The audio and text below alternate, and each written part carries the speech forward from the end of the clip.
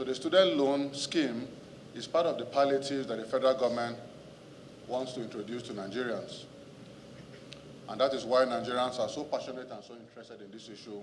And that is why the 10th House of Representatives formed this ad hoc committee to help the federal government come up with a proper framework and to come up with some amendments to the act so that the implementation can be smooth and Nigerians can believe that truly this Student Loans Act will be implemented for the benefit of our youth and Nigerian students. The bill has been assented to for, I think, 2 months now or thereabouts.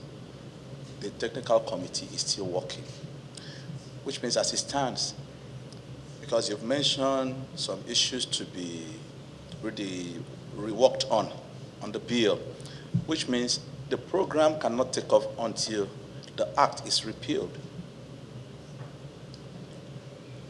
or it has to be amended. It can't work. So the assent of the president on the bill itself is more or less as if nothing has been done.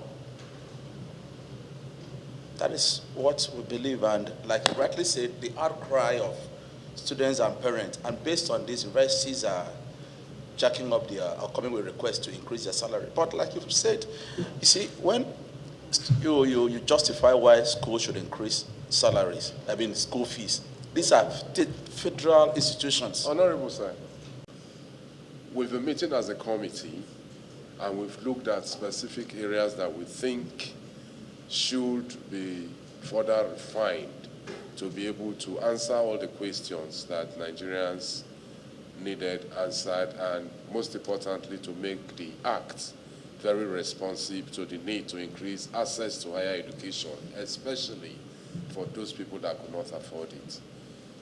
The committee is meeting. We met as a broader committee, the CBN, the Ministry of Finance, Education, Budget Office.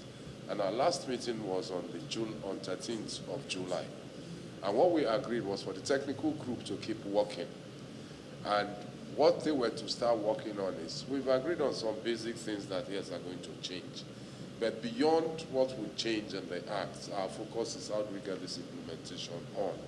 And the technical committee has gone ahead and they've done some work in looking at the most effective way to make sure that these funds reach the people that are intended to reach.